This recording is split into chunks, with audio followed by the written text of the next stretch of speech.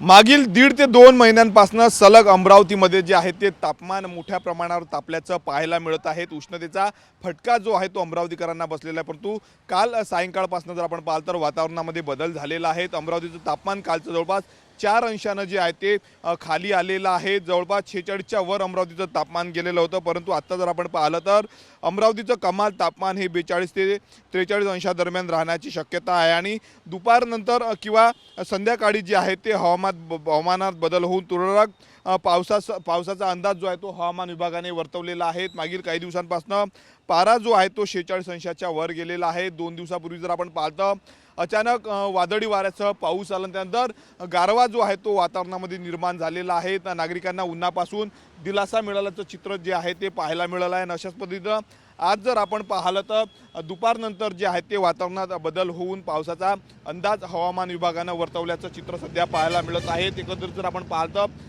अमरावतीचं तापमान जे आहे ते 46.4 अंशापर्यंत गेलेलं होतं, परंतु आता हवामानात झालेले बदल आणि काही दिवसात केरळात होणारं मान्सूनचं आगमन त्याच पार्श्वभूमीवर जर आपण पाहिलं तर आता वातावरणामध्ये बदल झाले असून ढगाळ वातावरण जे आहे ते सध्या अमरावतीकरांना पाहायला मिळत आहे। परंतु या ढगाळ वातावरणामुळे किंवा मग अवकाळी पावसामुळे जे आहे ते कांदा उत्पादक शेतकरी मात्र संकटात आलेले आहे। कॅमेरामन के दहातोंडेसह मी स्वप्नील उमाप, TV9 मराठी, अमरावती।